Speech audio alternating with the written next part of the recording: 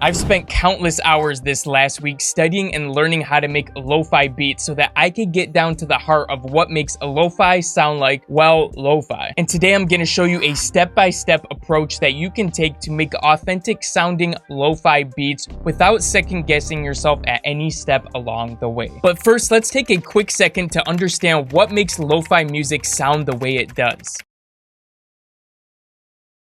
The name lo-fi was coined in 1986 by DJ William Berger, who used to hold weekly segments on his radio station called Lo-Fi. The name comes from the words low fidelity as a way of describing the music by having more distortion, texture, grit, and defects that gives it a retro feeling. This genre garnered so much popularity due to the fact that low fidelity sound makes it easier to vibe out and focus on other tasks while you're listening. And don't just take my word for it, you've probably seen the Lo-Fi Girl YouTube channel that has streams going 24/7 with people from all around the world tuning in to listen to lo-fi beats while they study, they're at work, or they just feel like vibing out. And look at these numbers. So if we want to make lo-fi music, there are 5 major cornerstones to achieving that sound. The first one is filtering, and specifically filtering out the high end to remove clarity and transients from the sound. 2 is tape saturation, by adding sweet harmonics to the sound with impurities and imperfections. 3 is wow and flutter, which are characteristics of analog sound recordings. 4 is wobble, which is the fluctuation in frequency up and down the spectrum. Last but definitely not least is number 5, which is the crackles and pops. Lucky for us, there are a ton of plugins that can achieve all, if not most, of these effects, such as RC20 or cassette. So now that we have a general understanding of what lo-fi music is, where it came from, and how to achieve the sound, all that's left is for us to jump into our DAWs and cook up. Starting off with the wing upright piano. So to get the sound that we're after, we're going to be using the major and minor 7th chords. Let's go ahead and manually strum this chord. We're going to use a minor 7th for our 2nd chord.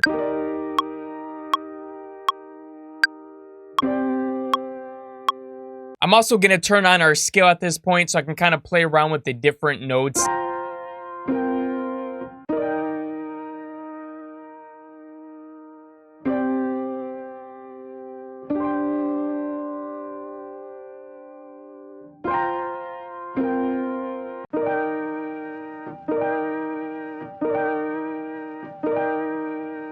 I'm using this sample machine effect drag. This is Waves cassette and RC20, and it gives you a lot of control, and you can make it sound perfect, exactly how you want, really easily. And you can get that, there's a link for it below.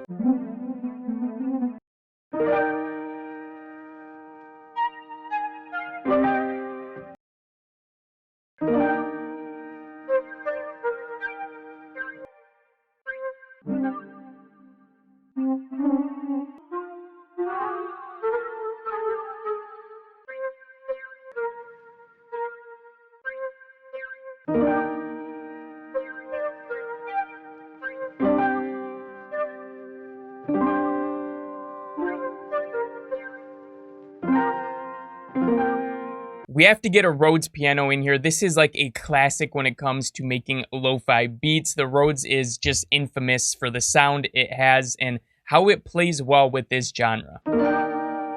Just adding a little wobble with this RC20 does so much. This next part is so important because we're going to be adding some textures in the background to fill in the sound, but also give us that vinyl crackly sound and just really make it sound more old-fashioned.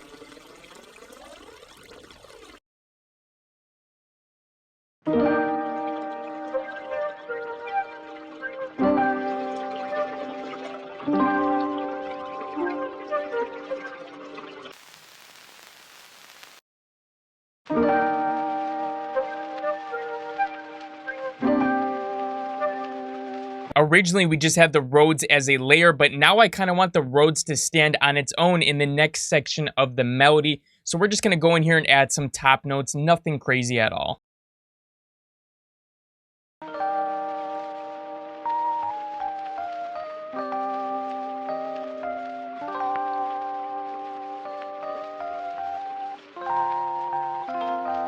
And let's copy this pattern over one more time, and we're just gonna mix some things around again.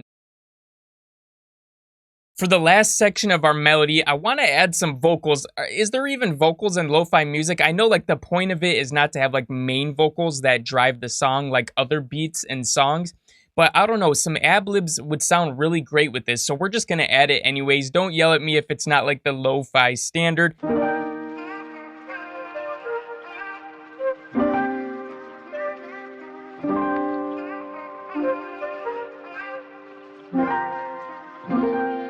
Let's move on to the drums, and in lo-fi beats, you'll notice that the drums may have some of the highs chopped off, or they might sound a little more dull, and they're not really going to be cleaned up as much as you would hear in like other genres, for instance.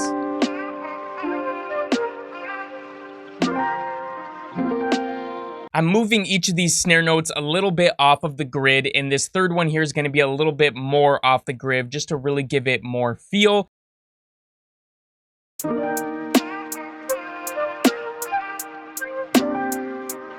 We're doing the same thing here, super simple hi-hat pattern, but that third note we're going to drag off the grid a little more than everything else. That's just a little trick that you'll see time and time again.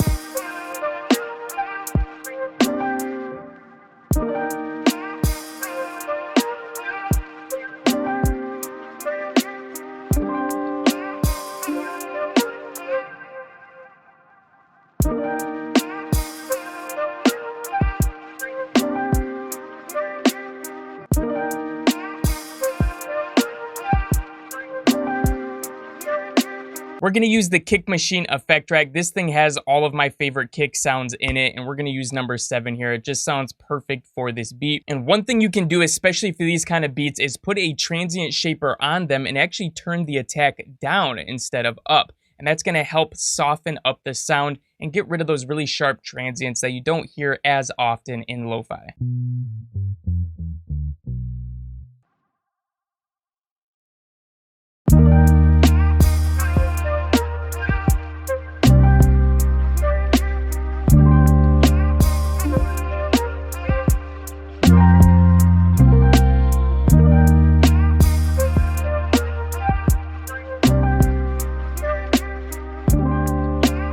We're going to do a little sidechain with the kick in 808.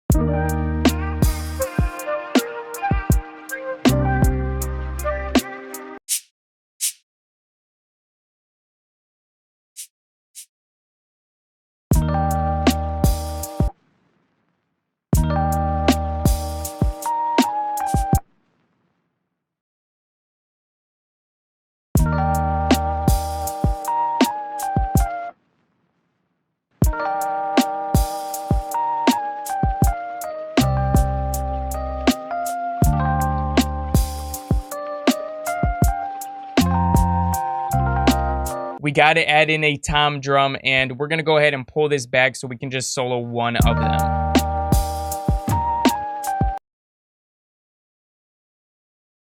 Let's layer in one more shaker here.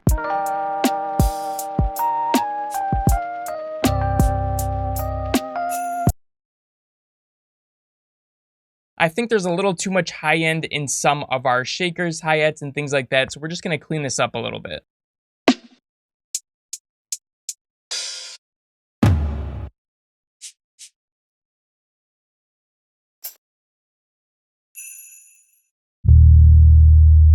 And we're adding a very light amount of sidechain on the melody group from both the kick and the snare. Here's what we did for the master. Nothing too crazy, really just boosting that volume.